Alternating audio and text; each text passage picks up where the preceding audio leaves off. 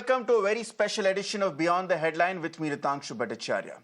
It's going to be a landmark test for Google in the Supreme Court in the days to come, one that may define its operations as one of India's most important mobile software platforms in the years to come.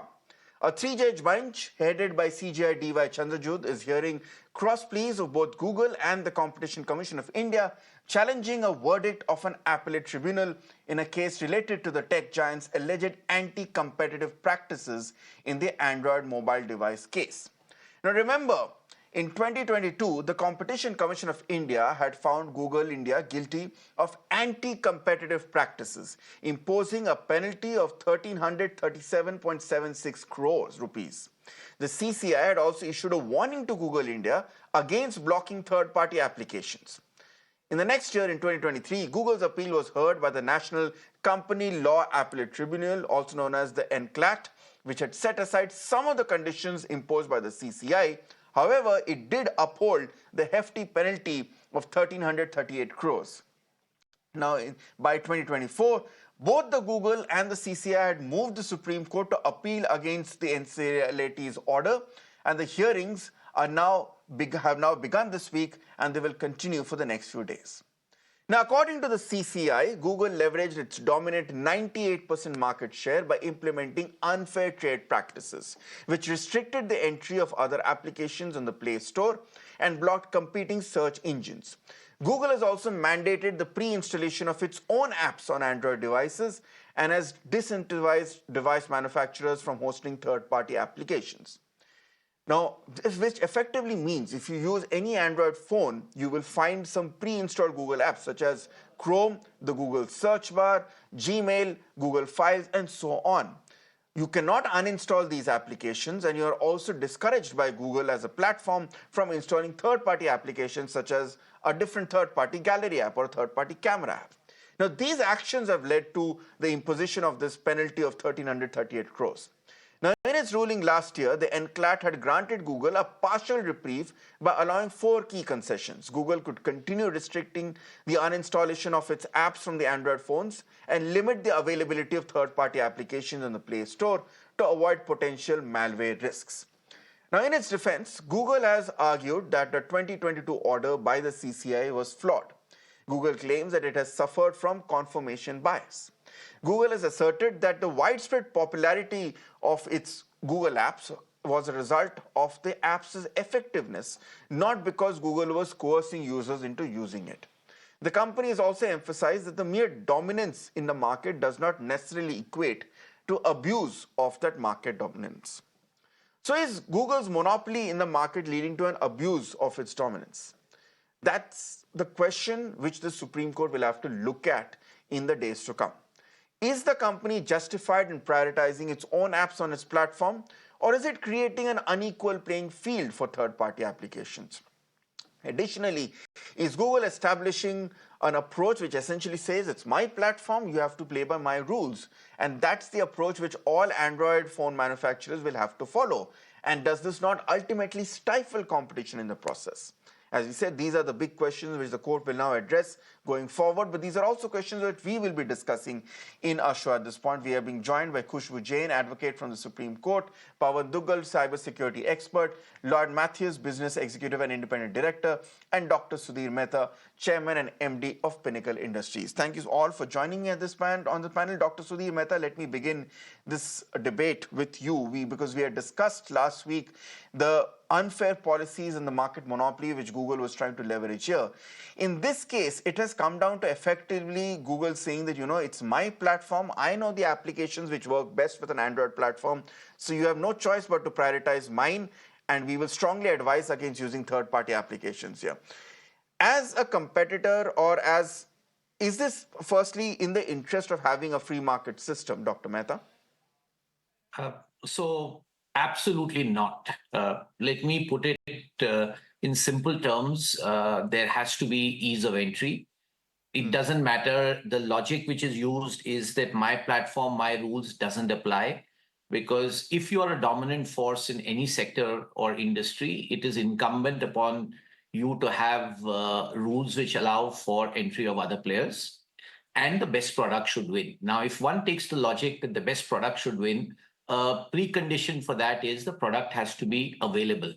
So availability is a precondition for people being able to use it, number one. Number two, when they adapt practices like insisting that their apps have to be downloaded or to be the first app that somebody sees, you are stifling competition. If the app is as good as they claim and their product is good, I have nothing against the product, it's extremely good, which is why they have this 90% market share, then people will find a way to use it and they will not use the others. So it's very simple. It's a question of ease of entry and allowing others a level playing field.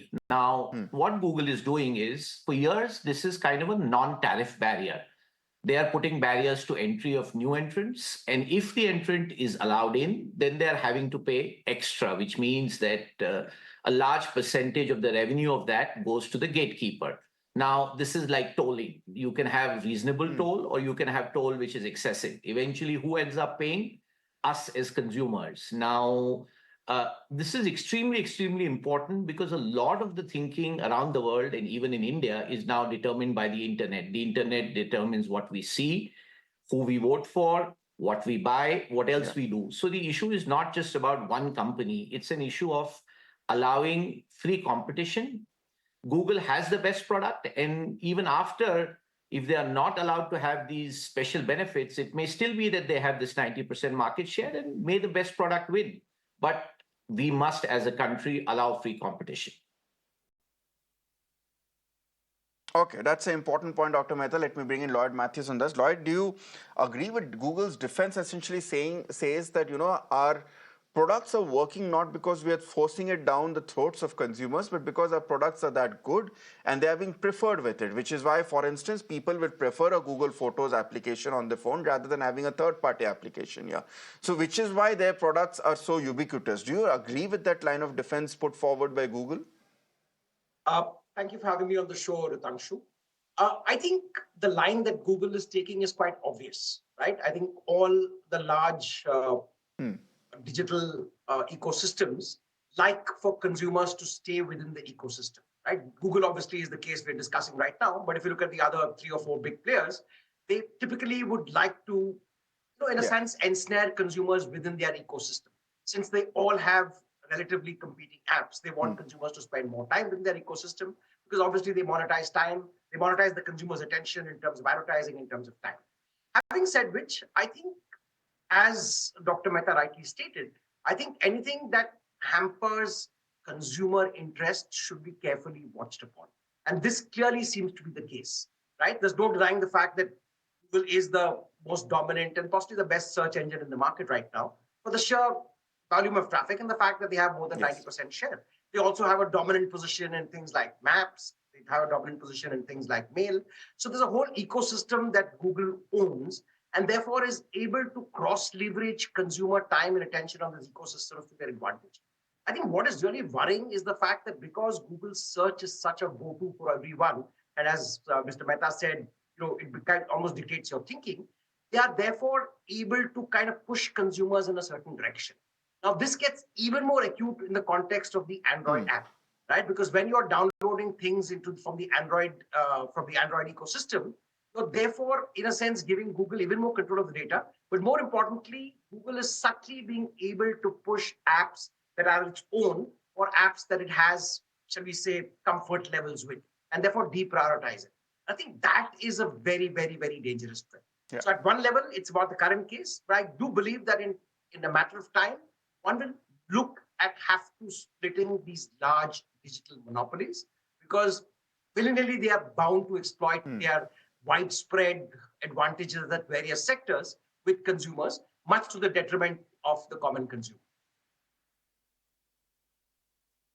That's a very interesting point you're making, Lloyd, because a lot of our viewers will agree with this and they will probably feel that, we are conditioned to thinking into, on an Android phone, Google Photos is the best application or Google Maps is the best application, just because we believe that they will all fit more seamlessly into each other and will integrate into one platform, but that might necessarily not be the case.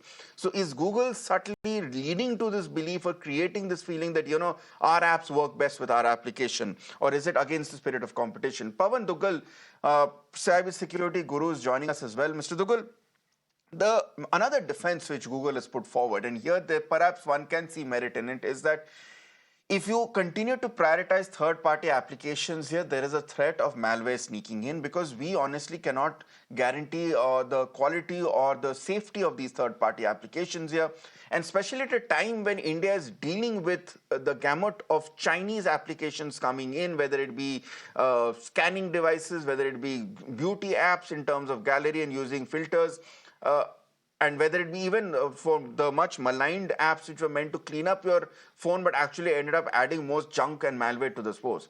So when it comes to dealing with the threat of malware coming in from third-party apps, does Google have a point that it's better to verify the trusted original applications for an original platform?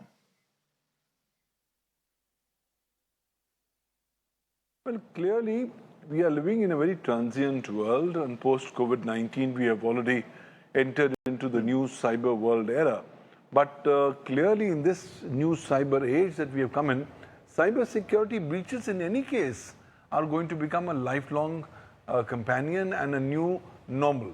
Having said that, the argument that because there's a possibility of malware coming in from third parties, let's not get third-party apps, does not hold good. Rather than the more focus has to be, well, what kind of reasonable security practices and procedures have you applied or are you going to apply so as to ensure that there's minimization of any kind of a malware or other computer contaminant coming in. So rather than washing away its responsibility as a platform creator, it'll be much more better if Google can say, look, I'm actually stipulating a minimum threshold on cybersecurity. Any app, third-party app, that complies with a minimum threshold of cybersecurity, I'll be happy to have it. But to say I'm the only secure person and there's no other secure app anywhere in the world is a misplaced argument, primarily because there could be infections in Google apps as well. Clearly, Android is having more than 5 lakh infections, new infections every calendar year that are being discovered. So clearly, you can't say that Google and Android are the most secure as well. But yes, if you come up with industry standards of what has to be minimum parameters on cyber security, then at least this argument ought to be thrown out of the window. The idea is, look, if that is the case, you can't have Google only as the most secure company in the world. If that was the case, then Google products, Google services would not be hacked as they continue to be hacked left, right, and center. All right, let me bring in Khushbu Jain as well, advocate of the Supreme Court. Khushbu Jain, these are some very important questions which our guests have been talking about, which the court now, the bench led by Honorable CJI, Chandriva Chandrajit, they have to now ponder upon, because so far the messaging coming in from the courts, or at least the jurisdiction, the adjudicating bodies, has been mixed. You have the Competition Commission of India coming up with very stringent clauses and conditions being put on Google along with a very hefty fine. Then you had last year the NCLT coming up and saying that, okay, the conditions can be relaxed, Google can prioritize its own apps, but the fine still remains, which to my knowledge comes a bit contradictory, and which is why perhaps both Google and CCI have both moved the Supreme Court against the NCLAT's order. Absolutely. If you have to go a little much deeper into it, see, let's understand one point very clear over here, that just by being dominant, or just by, having a monopoly is not where you're doing something which is illegal per se. Being a dominant is absolutely fine. But if you're in a dominant position, and by the virtue of having that dominant position, you, in the relevant market, you abuse that dominance. And then the same stance is the place where it stands prohibited as of now. So abuse of dominant position that impedes any kind of fair competition between the firms, that exploits consumers or makes it difficult for other players in the market to compete with the dominant undertaking, is where we are talking today that is something which is not permitted over here, or which is prohibited. Now, when you talk about today's case that is being going on, that's the same issue that we are discussing right now, that when you are having a dominant position, absolutely fine, nothing wrong becoming one of the best. Every company wants to become the best. But when you are misusing that position and you're bringing in more layer to it, see, when you bring in apps, when you bring in more, when you in your search engines, when you bring in some companies which are coming in the top, these are not the core business. These are abuse of your monopolistic situation that you're creating so that nobody in the market can come, not in your sphere, but in other spheres as well. Nobody's coming to create another Google or another phone over here, but what you're making sure is just because you have a dominant position, you're trying to strangulate the entire market in entire different areas. So that's where I think the situation is arising, and that's why we say that, and I agree with Pavanji over here, that security and everything are absolutely different things. You can't take leeway of security and safety, which are important, not that they are not important, but at the same time, you have to bring in those measures in place, and you have to bring in that parity and fair market situation for everybody so that there is a healthy competition. And it's not just for them. If we have seen that how India is facing difficulty when it comes to tech giants, we need Indian Inc. also to come up. We need our apps to flourish. We need to see that thing. And it is always better for the consumers when we have a fair market situation. Okay, Dr. Sudhir Mehta, just to be the devil's advocate for one final time, are we looking at essentially countering, trying to police an unwritten law of the corporate jungle in a way? Because for instance, if I buy a car, the manufacturer tells me very clearly that if you have to put in spares, you have to put in our own spares, you have to get it for servicing at our own authenticated servicing center. If you go to a third-party vendor, mechanic, or if you install third-party accessories or product or components into your car, then the warranty gets voided and we are not responsible if your car fails. Similarly, even if you look at other mobile phone manufacturers, especially the companies which are originating from China, every mobile phone has its own set of apps which also come preloaded with the phone, along with the Google set of applications. Most of them are not most of them are not uninstallable here. So aren't we looking at practices which are anyway too widespread and perhaps maybe singling out Google? I think what Google is doing is they're the judge, jury, and the executioner all in one here. They have the decision power on who comes in. They have the decision power on what terms the person is allowed to be in or the app is allowed to be. And then they also have, you can't be having this kind of a situation in a monopoly. And the example that you gave of a service station, let me take that analogy further. Yes, you may not allow warranty, but can you allow to say that you can never get your car repaired from somewhere else, or when the car is there, it will never allow any kind of an application? Right. There is a very important angle of our country in this. Let me give you a specific example of Map My India. Now, that's something which comes out of India. I have at least used it before, found it to be very useful. It's probably as good as Google, especially as far as India is concerned.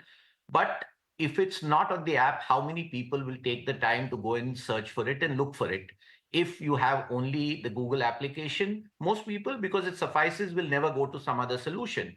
Take the example of Zoho, which is now an international application all around the world. It's best in class. Now, all of those companies, if we want them to be going around the world, they need to have equal access. Ultimately, I think these two words are extremely important. Equal access must be available. Clearly, this is not the case. There are other ways of doing it. And the fines actually are so trivial that they are laughable. If you take the size of what Google's advertising revenue in India is, last year it was something like 25,000 crores. 1,000 crore fine is kind of not even making any dent. So the idea is not to put fines here. The idea is to allow access. This is the concept of free markets. And I think as all countries are doing, we must respect that, and we must encourage our own applications eventually to have the same level playing field. You can't tie somebody's hand or on one leg and then say you go run the race. It doesn't work like that. We need the same kinds of entry points for all applications, especially those coming from India. Lord Matthews, very quickly, is this regulation which our panelists, Dr. Mehta was pointing out, is this regulation possible with just the judiciary stepping in, or do we not look at perhaps more governmental imposed regulations that are necessary to try and ensure a more level playing field for these big tech companies operating in India? Yeah, I think regulation will just be one part of the solution. I think there could be a larger issue in terms of the government will need to actually step in with more broad-based regulation. And the reason I say this, just going back to your analogy, Ritangshu, It's not about a car manufacturer specifying that you use his own produced spares. In this context, it's more, and to take a broader example, it's more like a large company that also owns the stock exchanges and also has a large network, right? So in effect, they are kind of at every end of the spectrum, right?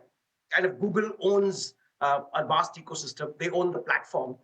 They own a lot of the apps within the platform. So in a sense, they're ensnaring consumers to stay within that ecosystem. To be fair, of course, there are other big players also in that space who are trying to create that.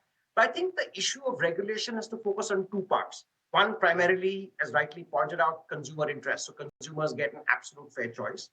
Two, a lot of smaller apps that compete with Google-owned apps have, in a sense, an equal opportunity of being discovered and being downloaded. Right now, there is also a financial implication between, let's say, a smaller app and a Google-owned app. So I think that's the other part that needs rigid regulation.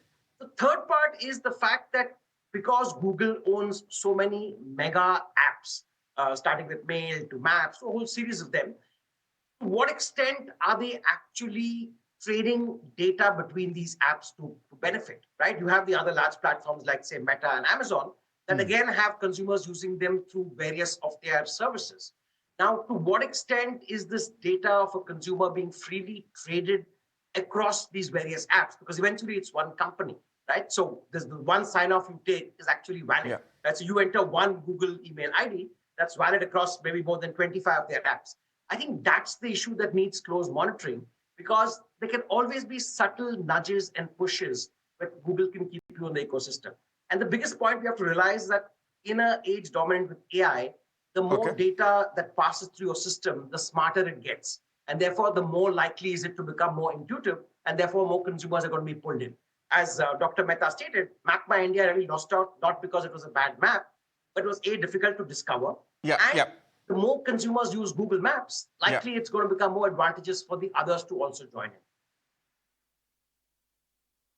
Fair enough. Pawan Duggalji, I would like to get in your opinion as to the need for a better regulation in terms of the governmental process, because let's be honest, a lot of the problems we have discussed today when it comes to Google also apply to Apple and the App Store as well. Perhaps it are a bit more even acute in that case when it comes to them trying to disincentivize third-party apps, because the App Store is even more restricted than the Play Store. Clearly, India is seeing a new paradigm shift, but there's a need for more effective regulation because the existing legal frameworks are not adequate given the constantly changing technological ground realities. And I think ultimately all these big tech players are also intermediaries under the Indian Information Technology Law. While when I look at the IT Act, it's completely silent on how they go ahead and misuse or abuse the dominant power. But the government does also have the option of coming up with new rules under Section 87 of the Information Technology Act 2000 so that they can specify more parameters of due diligence that must be followed by these big tech players. So there's a huge need. Yes, of course, we've had some new legal provisions, but the way and the speed with which technology is developing and the way in which the abuse of the dominant power is coming forward, it's very evident that India will have to come up with effective legal frameworks which can deal with such a situation. You just can't have the government looking one side while all this happens on the other side. On the other hand, there's a further need for ensuring that whatever limited frameworks that we have, we must be able to enforce them to the best extent possible. We should not get a feeling that, look, these are big tech companies, they have deep pockets and therefore they can go ahead and hijack the legal process. So I think it's very important to restore the confidence of the general user, and that can only happen if we have stringent, effective legal frameworks and furthermore important, effective enforcement of these provisions. All right, Khushbu Jain, I'll let you have the last word because we are looking at perhaps the Supreme Court maybe next week hearing this case in a lot more detail. What can we expect from the hearing and what are the likely ramifications of this verdict going to be? What we can expect from the hearing will be, again, the same issues which are being decided in the CCI with respect to whether they can have such kind of practices in India the monopolistic situation practices which they are continuing to do over here, the anti-dominant position which they are trying to have it, anti-competitive behavior which they are trying to put it over here.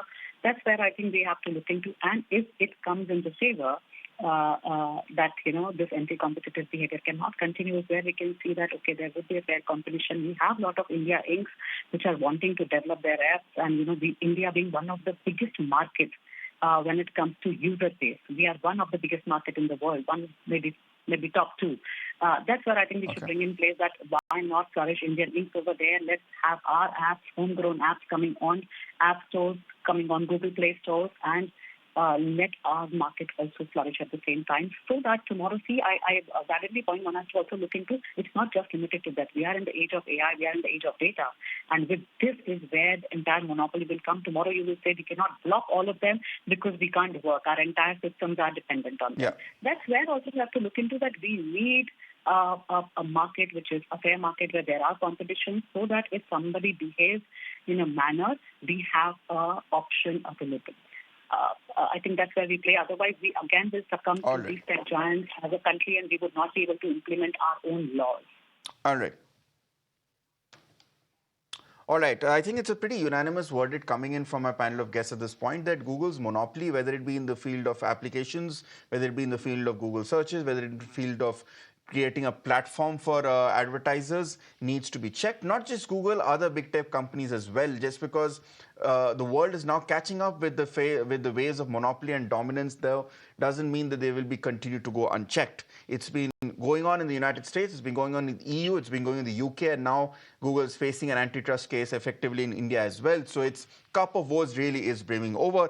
We will, of course, at Mirror Now be getting you all the coverage of this important hearing in the Supreme Court for the benefit of our viewers. But for now, thank you so much, Khushbu Jain, Pawan Duggal, Lloyd Matthias, and Dr. Sudhir Mehta for joining me on this very illuminating debate.